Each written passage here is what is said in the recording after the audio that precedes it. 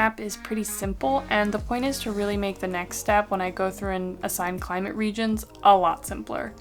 Aridity refers to the imbalance of water availability. This is the simplified way of looking at it, but essentially the hotter it is, the more water is going to evaporate and the more precipitation you need for there to be a surplus. So this kind of tells you where your deserts are, where more humid areas are. I have a key to make it easy to look at my temperature and precipitation maps and create the aridity map.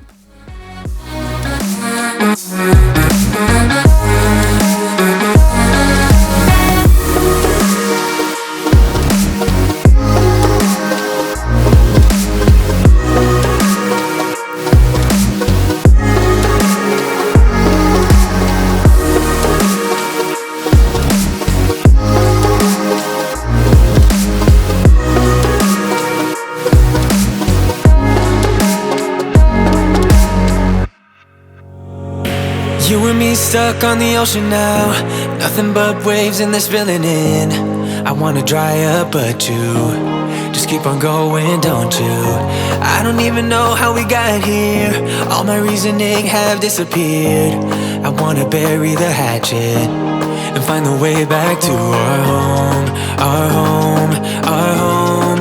We don't have to drift inside this dome.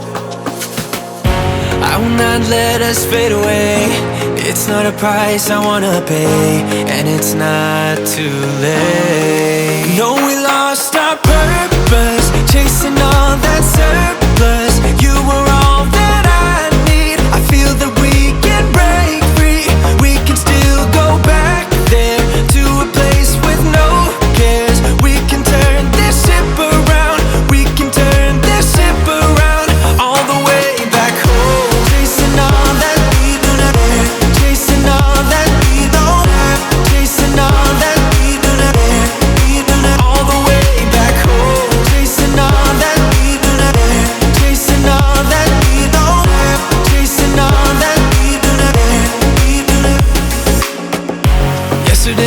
Could be ourselves, didn't have much but nevertheless we were true to each other, but now we don't even bother. I remember you being hopeful, but the tall waves have worn us down, and slowly we are drowning. That's why you need to come with me. So at this point, creating the initial climate map is pretty simple, but it didn't used to be. I've created a cheat sheet for this section that makes it super easy to step through my maps and divvy out climate classifications. This part used to take me days. I think once it took me a couple weeks, but after making this initial map, I will still need to go through and make a few adjustments for things like improving transitions between some of these zones and better accounting for wet seasons that don't fall directly in the two seasons that I'm mapping out. Some areas might have a later or earlier wet season. That step is also where I will kind of wiggle some things around if I find I was a little too stringent with precipitation or something like that and my world is unreasonably imbalanced. When creating fantasy worlds, there is always the chance that you are actually creating a world that would be full of deserts or really hot or really cold.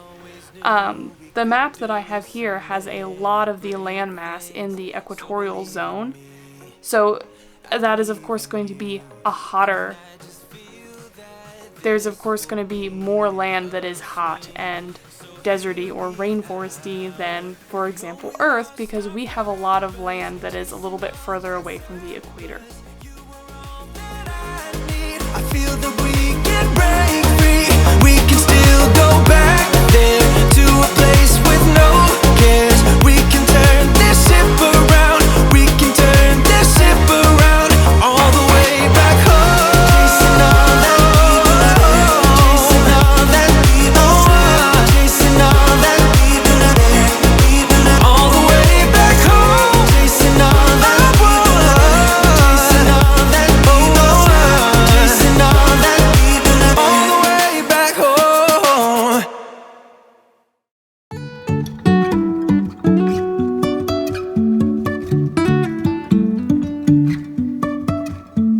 Life is a winding road, no telling where it goes.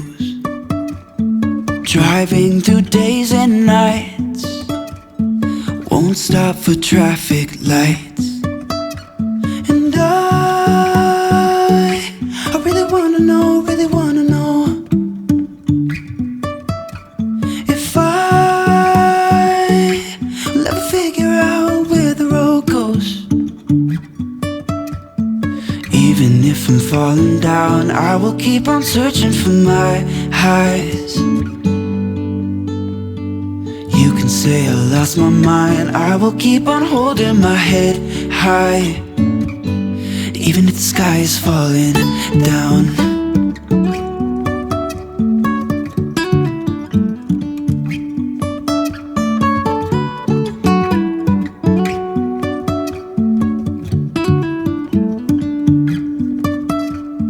Jumping from cliffs so high, trusting our wings to fly. Sometimes we're crashing down, but we get up and start from the ground. And I really wanna know, if I'll ever figure out where the road goes. Even if I'm falling down, I will keep on searching for my highs. You can say I lost my mind, I will keep on holding my head high, even if the sky is falling down. Even if the sky is falling down, yeah. The sky is falling down.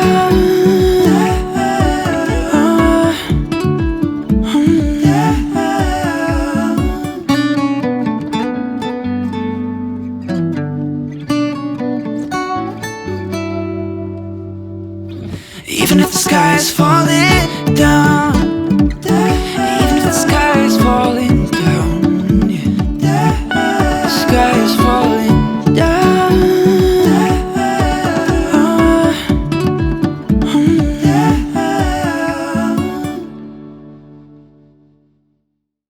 When we wake,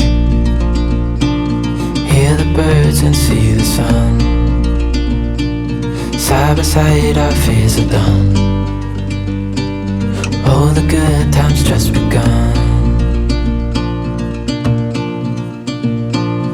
Oh, we know what we have, let's hold on tight. Found what we're looking for in life. Call us crazy, but things are finally right. With you and I, the future is bright.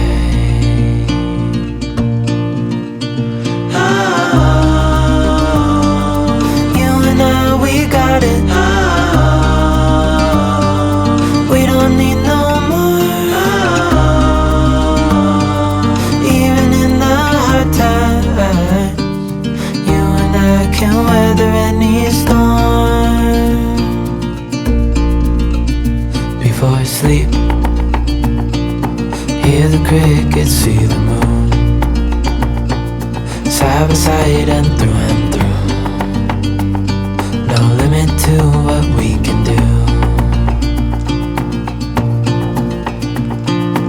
Oh, we know what we have, let's hold on tight.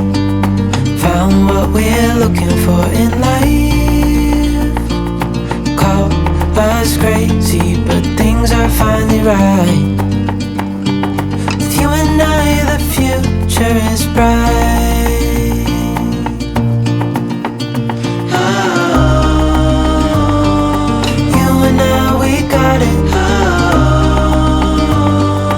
We don't need no more.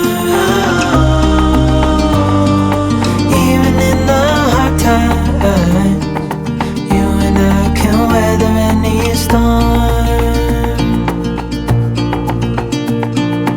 Ooh.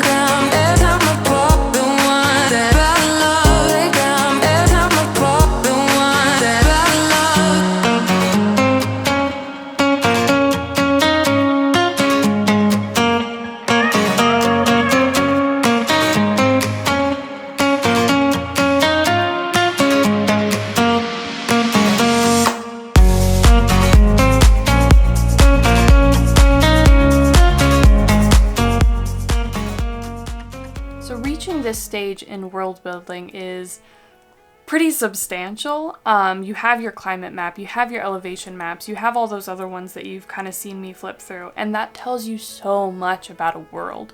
There's a lot that I still put together after this point, but like, you can really start to see it coming together. You can really start to imagine it. It starts to almost like pull up off the page in my mind a little bit, if that doesn't sound too crazy. But knowing these climate regions is so much more than just knowing what a landscape looks like, or knowing if your character needs to wear a cloak or not.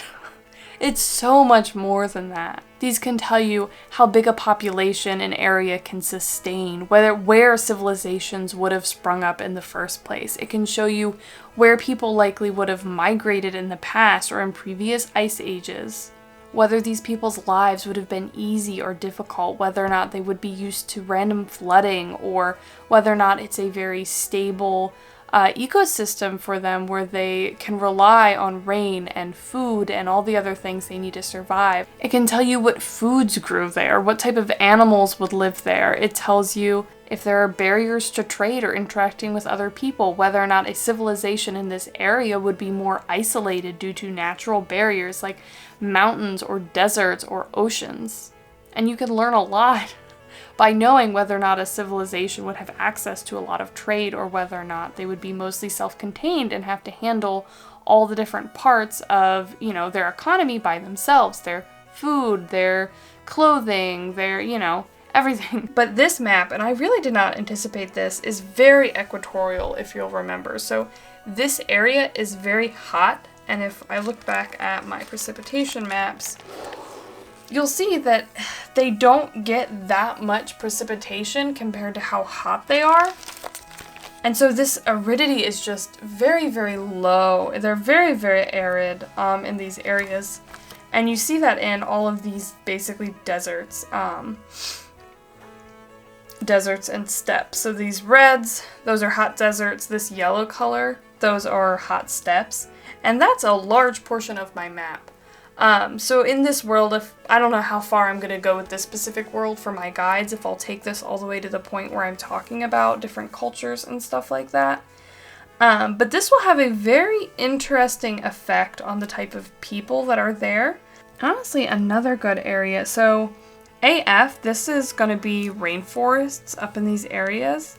This kind of area around in here on the edges of this, kind of moving up into this sort of steppe region that's going to be higher in elevation, going to be a little bit more mountainous, hilly, plateauy. This is going to be sort of similar to the land north of the Himalayan mountains, right? Because this mountain range is sort of at the same scale as that. So there's another little mountain range here, so that kind of compressed. So you probably see some similar civilizations to that area cropping up there. This area is savanna, so that would also be a pretty prime place to live over on this edge of this continent. Honestly, all the way up into here, this would probably be really good.